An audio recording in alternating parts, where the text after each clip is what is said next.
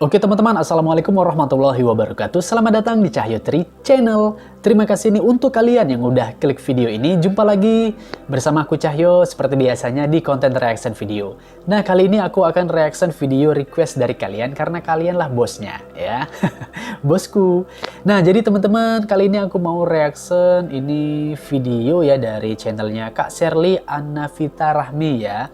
Nah, jadi ini judul videonya Aceh termiskin, alhamdulillah, tanda tanya. Ya teman-teman, nah jadi sebelum aku reaction video ini, aku mau ngebahas dulu sedikit mengenai hal ini teman-teman ya. Berita yang udah hampir sebulan ya, kira-kira udah hampir sebulan sih, belum nyampe juga sebulan ya.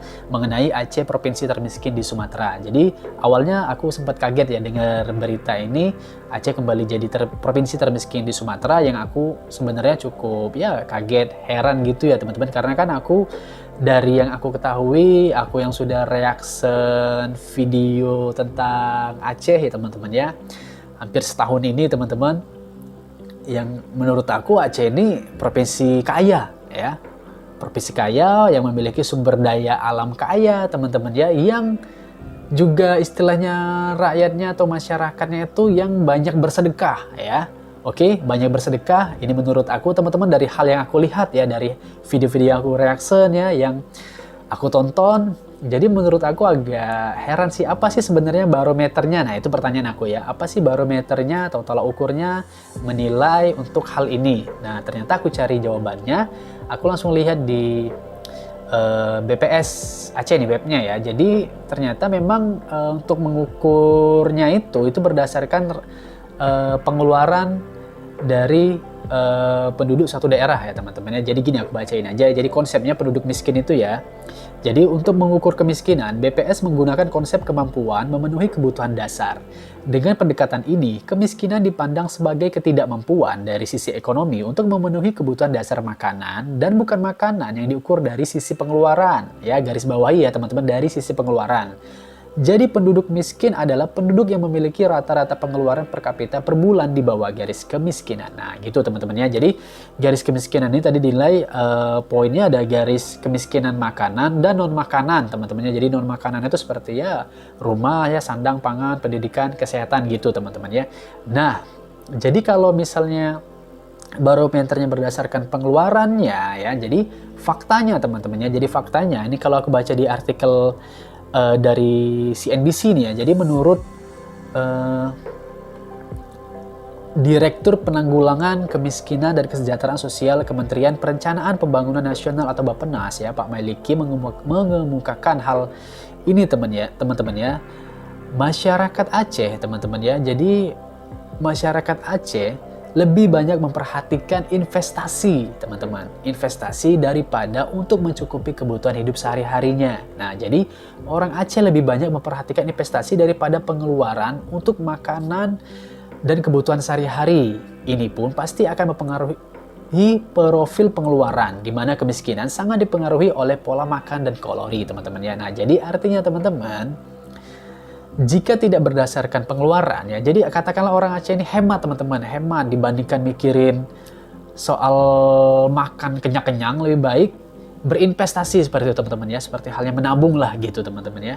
Nah jadi kalau secara general, secara umum, kalau menurut aku pribadi nih ya, menurut aku pribadi ya Aceh tidak miskin teman-teman, bukanlah provinsi termiskin ya, bukanlah provinsi termiskin karena ya nyatanya kalau barometernya di pengeluaran, ternyata orang Aceh ini hemat, pengeluarannya sedikit gitu ya. Pengeluarannya sedikit tidak banyak, banyaknya lebih ke investasi, baik itu investasi dunia dan juga menurut aku di investasi akhirat ya. Terbukti banyaknya sedekah atau sumbangsi juga dari orang Aceh ya, dari rakyat Aceh untuk daerah-daerah yang tertimpa musibah ya, bahkan juga ke luar negeri teman-teman, contohnya yang di Malaysia ada ya. Terus ada juga tuh yang kayak tanah wakaf orang Aceh yang ada di Mekah ya, di Arab Saudi. Itu ada videonya, bisa kalian tonton. Nah jadi maksud aku sebenarnya Aceh jelaslah tidaklah miskin teman-teman ya, tidak miskin. Nah untuk teman-teman Aceh tidak perlu ya tidak perlu istilah kayak berkecil hati atau minder atau gimana, karena kalian ya tahu sendiri kan ya, kalian tidak miskin. Mau disebut orang miskin pun ya kalian tidak miskin, kalian kaya teman-teman, karena memang sebenarnya sumber daya alam di Aceh pun itu kaya, hanya saja memang ya belum dioptimalisasi untuk apa istilahnya tuh, sumber dayanya tadi ya. Seperti misalnya nih teman-teman, misalnya kopi ya, misalnya kopi ini kan misalnya hanya dijualnya itu secara mentah-mentah aja, misalnya biji kopinya tadi ya, tidak diolah, otomatis ya nilai jualnya pun tidak lebih tinggi dari nilai jual jika kopi tersebut sudah diolah menjadi misalnya kopi bubuk, sudah dikemas bagus seperti itu ya teman-teman. Jadi terang saja nilai kopi yang sudah diolah ini jadi lebih tinggi. Nah mungkin di Aceh, mungkin ini teman-teman, aku juga tidak tahu pasti, ini berdasarkan dari yang aku baca juga nih ya, karena di sini mengatakan memang Pak Maliki ini ya, jadi optimalisasi dari sumber daya alamnya masih rendah seperti kopi yang sebenarnya sangat digemari oleh masyarakat dunia. Nah produk-produk masyarakat miskin rentan masih belum diolah sehingga tidak mempunyai daya jual yang lebih tinggi teman-teman ya. Nah jadi seperti itu teman-teman. Jadi itulah tadi mungkin ya, hal ini bisa menjadi PR ya, PR pemerintah daerah khususnya di Aceh teman-temannya, bagaimana caranya untuk memutar roda perekonomian Aceh ya, di daerah Aceh ini, agar ya mendorong ya masyarakatnya untuk ya melakukan ya transaksi jual beli yang jelas tentunya ya, bukan berarti hal boros ya teman-temannya, yang mungkin ya lebih diinikan lagi lah, lebih digalakkan seperti itu teman-temannya. Dan juga harapan aku lebih banyak juga pengusaha-pengusaha baru yang muncul di Aceh teman-temannya, untuk ini yang kaum muda ini ya, yang baru lulus sekolah, mungkin baru lulus kuliah ya, jadi berpikirnya tuh jangan hanya untuk kerja tapi juga untuk jadi pengusaha ya, jadi wirausaha. Karena dengan adanya pengusaha atau di suatu daerah itu teman-temannya bisa menunjang perekonomiannya ya, artinya bisa terbuka lapangan pekerjaan kan artinya kan, oke ya gitu ya. Dan juga ya timbullah mungkin insya Allah daya beli untuk maksudnya apa, lebih sering untuk ya masyarakat tidak sungkan atau tidak berat untuk membelanjakan uangnya, karena itu tadi tidak khawatir akan kekurangan uang karena pemasukan pendapatan pun menjadi lebih tinggi ya, dengan tadi ya dengan berbisnis ya seperti itu ya, membuka lapangan pekerjaan, banyaknya lapangan pekerjaan terbuka kan kayak gitu teman-teman ya. Oke, mungkin itu aja sedikit pendapat dari aku teman-teman, lebih kurangnya aku mohon maaf teman-temannya, silakan dikoreksi ya. Jadi kalau dari aku intinya poinnya itu aku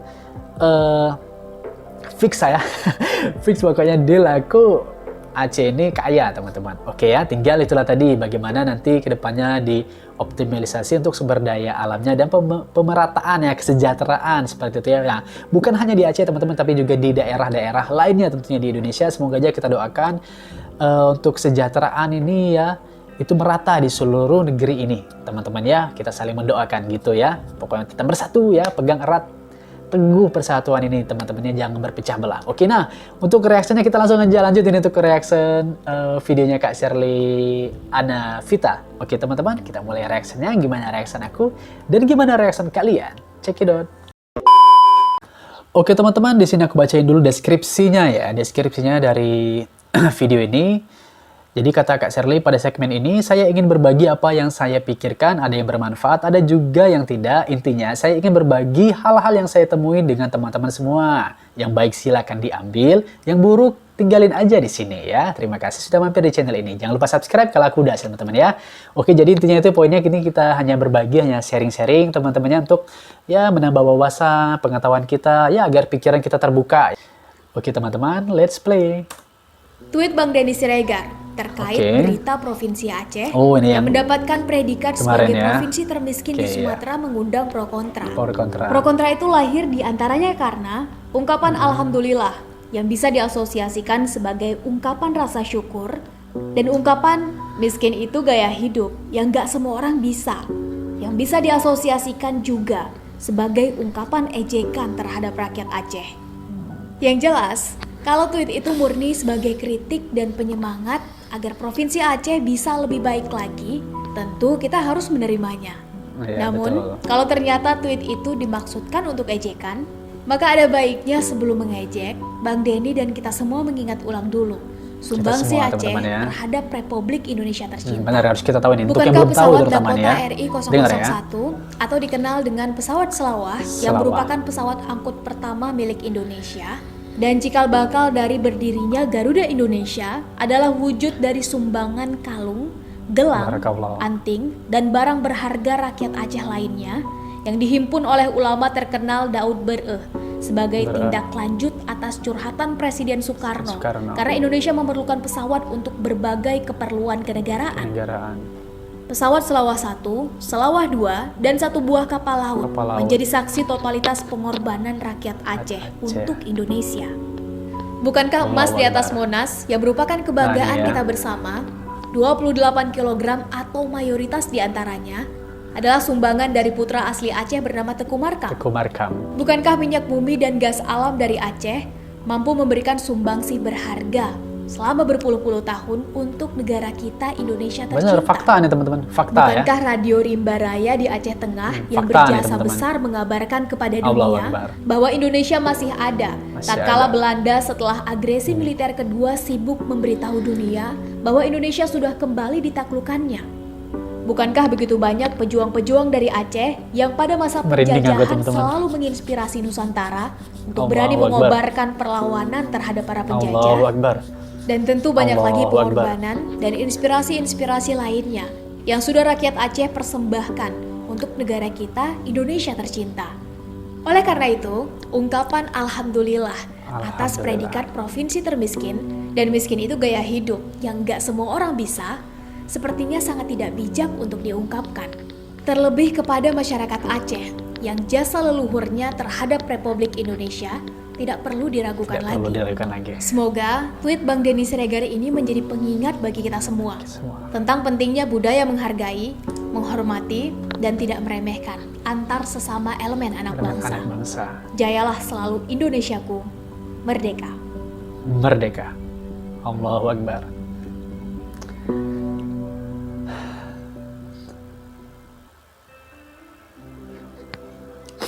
Sedih teman-teman, aku beneran. Itu buat teman-teman, jadi ada hikmahnya dari semua hal ini, ada hikmahnya teman-teman ya.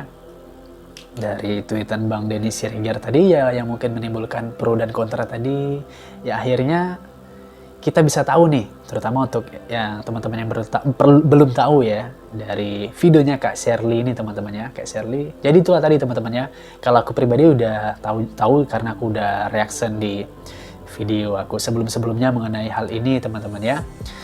Tapi ya aku dulu tadinya aku tidak tahu juga teman-teman. Aku ya baru tahunya pada saat aku ya reaction video-video mengenai hal Aceh. Jadi akunya makanya teman-teman, kalau kalian mau tahu ya, ini aku kasih tahu sedikit kenapa aku mau reaction videonya tentang Aceh ya di channel aku ini. Karena itu teman-teman, aku ingin apa ya, walaupun aku nih bukan siapa-siapa, tapi aku ingin ikut walaupun sedikit ataupun kecil ya, sumbangsi dari aku ya sebagai anak negeri ini, seperti ya rasa berterima kasih lah teman-teman ya kepada Aceh teman-teman, kepada Aceh seperti itu. Jadi yang mungkin teman-teman lainnya yang belum lebih mengenal Aceh lebih dekat ya bisa cari tahu teman-temannya tentang sejarah Aceh, tentang bagaimana awalnya sejarah negara Indonesia ini ya, seperti sudah Kak Shirley ceritakan tadi mengenai pesawat itu. Fakta itu teman-teman ya, masih ada pesawatnya ya. Masih ada saksi bisunya ya, seperti itu ya. Emas yang di Monas teman-teman ya. Coba kalau kalian pikir ya, apa hikmahnya coba? Oh, Monas ya yang ada di Jakarta, yang ada di ibu kota kita ya, berdiri tegak teman-teman ya. Yang mungkin banyak orang tidak tahu ya, bahwa 28 kilogramnya itu sumbangan dari Aceh teman-temannya, dari Teku Markam tadi teman-teman ya. Yang artinya apa? Itu menjadi simbolis bahwa ya kita tidak boleh melupakan teman-teman, tidak boleh melupakan jasa ya, melupakan jasa suatu daerah untuk negeri ini.